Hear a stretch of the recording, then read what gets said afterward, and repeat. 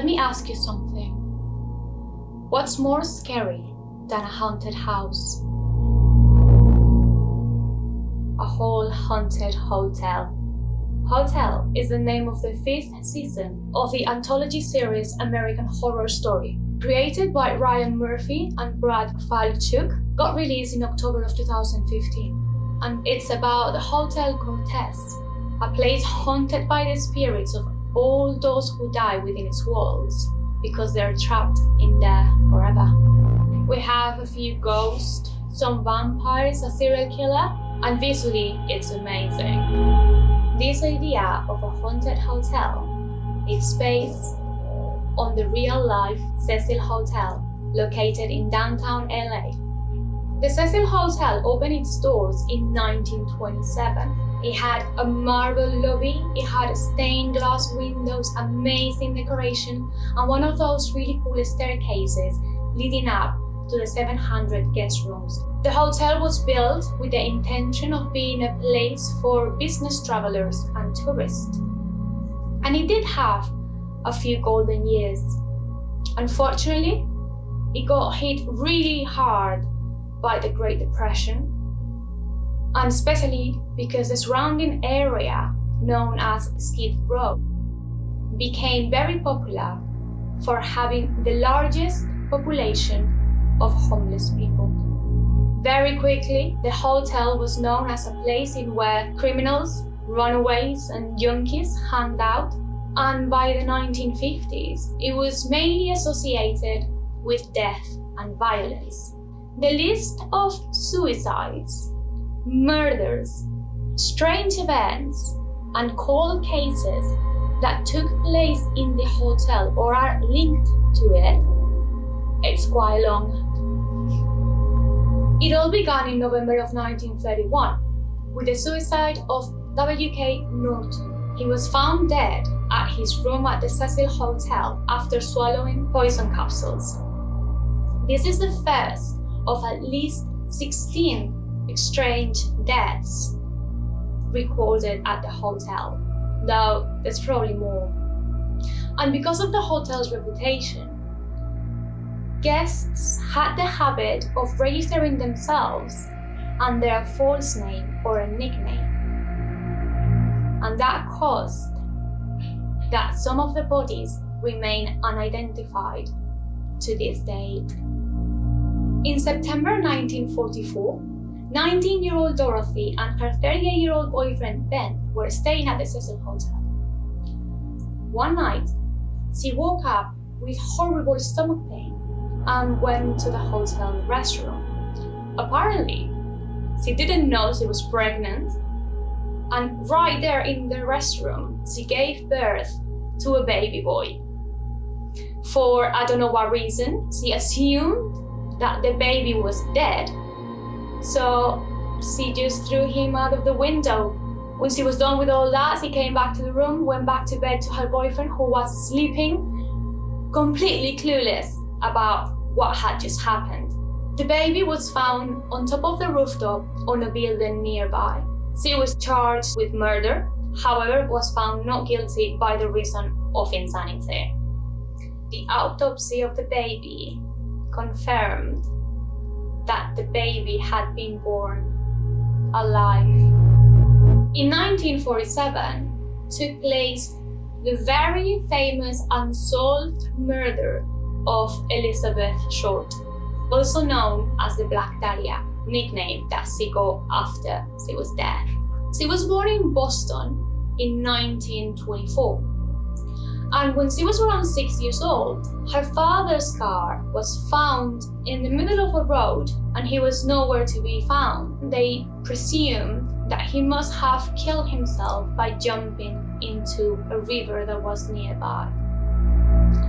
Plot twist, 12 years later, she learned that her father was still alive and living in California because he sent a letter of apology to her mother.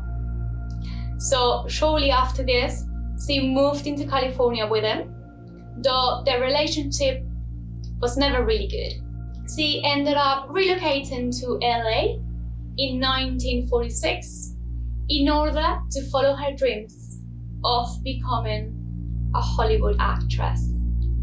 On the early hours of the 15th of January 1947, a woman who was walking on the street with her 3-year-old child noticed what she thought to be a mannequin on the sidewalk.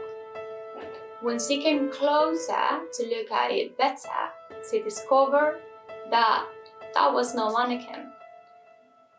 It was the mutilated body of a woman, the Black Dahlia. I'm going to be showing some very graphic images here, so if you don't want to see them, just skip this part. The way they found the body was horrible. The body was cut in half by the waist and her intestines were removed. Her mouth had been slashed from ear to ear. She had slash wounds all over her body and she had been posed in a very specific way. No blood was found at the scene. So whoever killed the Black Dahlia, it is presumed that he did it somewhere else, drained her blood, washed her body, and then went to that very specific place to put her in that position. That day was the beginning of a years-long investigation with way too many suspects, even more people falsely confessing to the crime, and a few letters sent to the press and the police by an unknown sender claiming to be the killer. Ultimately, the case went cold and nobody was charged for the murder. The case, obviously, was a media sensation. Everyone was talking about it. It was in every single newspaper. There's people claiming that Elizabeth had been going to the Cecil Hotel to have drinks at the bar during the days before her death. And they even link her death to the malevolent curse that falls upon the Cecil Hotel. Let's jump to October 1962. 27-year-old Pauline Otto was staying at the Cecil Hotel in a room on the 9th floor. She had an argument with her husband and then he left. Sometime later, Pauline and a 65-year-old man named George were found dead on the street near the hotel. When police got there to investigate, at first they thought that it was a double suicide. However, upon a closer inspection, they realized that something didn't add up. The man had his shoes still on and he had his hands inside of his pockets. They discovered that she did commit suicide by jumping out of her hotel window, especially when they found a suicide note. But poor George was just in the wrong place at the wrong time and he got killed because Pauline fell on top of him. Now we're in June 1964. Pigeon Goldie Osgood was one of those very lovely local old ladies that everyone knew around the neighborhood, and she used to go pretty much every day to feed the pigeons at the park. She was found dead in her room at the Cecil Hotel. She was raped and stabbed to death. She still had her little paper bag filled with pigeon food beside her. One man was arrested for the crime because shortly after he was seen walking around the street with his clothes covered in blood. But he was released quite quickly because of the lack of evidence connecting him to the crime.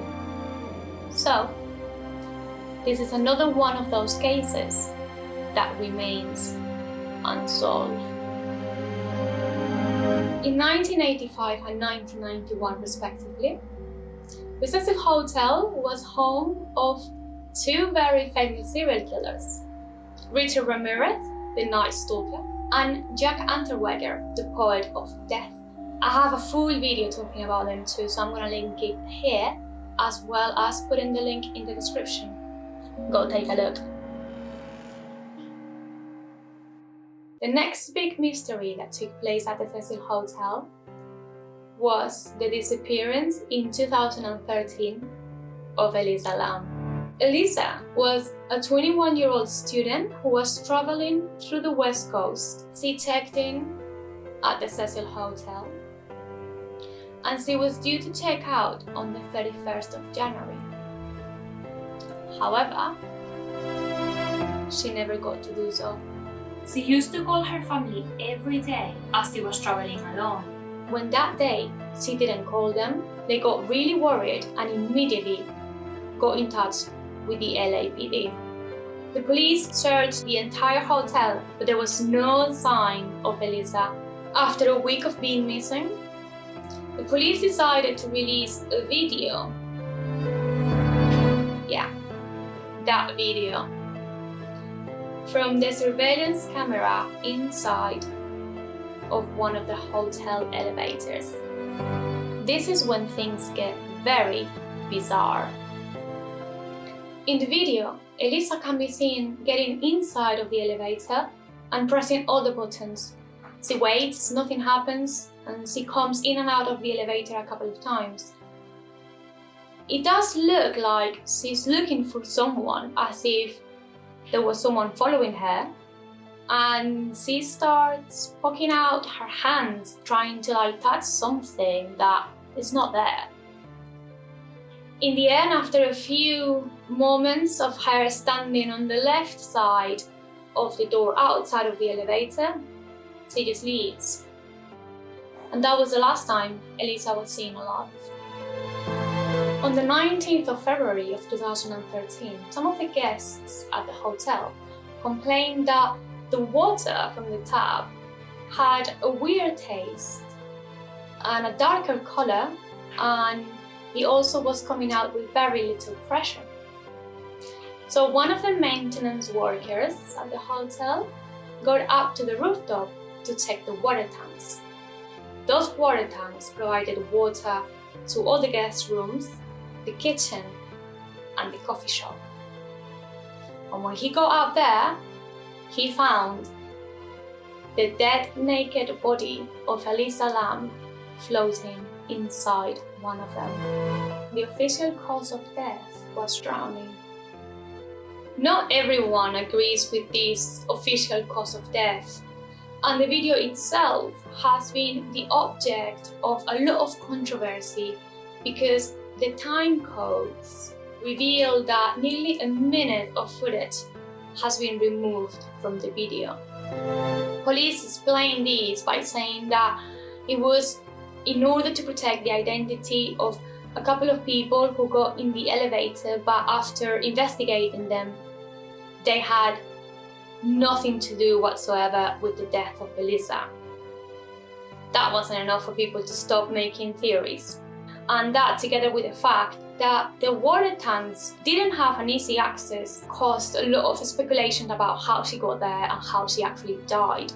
Knowing that she died at the infamous Cecil Hotel, some theories talk about paranormal and supernatural explanations for her death. It's even been linked to the Korean elevator game, which consists in getting into an elevator and pressing the buttons in a specific way in order to open the gate to the underworld. The most reasonable explanation for her death could be that Elisa hadn't been consistent with taking her medication for her bipolar disorder, which her parents confirmed she had, and that could have caused her to have hallucinations and paranoia, thinking that someone's following her. So maybe, in an attempt of putting herself into safety, she could have gotten into the water tank, causing her own death by accident. The last life that the hotel claimed was in 2015, when the body of a man was found dead by the sidewalk. It was assumed that he jumped out of his hotel window, although the official cause of death was never determined. In 2017, the hotel got the status of historic cultural monument. And as of today, the hotel it's been renovated and it's due to open its doors once again at some point this year. Would you stay there? As a last fun fact, the character of James March in American Horror Story Hotel, it's also based on the real-life serial killer Dr. Henry Holmes. He built a hotel in Chicago with the only purpose of murdering people inside. Now you know another one of the names that are on my list for future videos. I hope you enjoyed it and thank you very much for watching. Please do let me know in the comments what are your theories for all those unsolved mysteries. And don't forget, I'll see you all next time.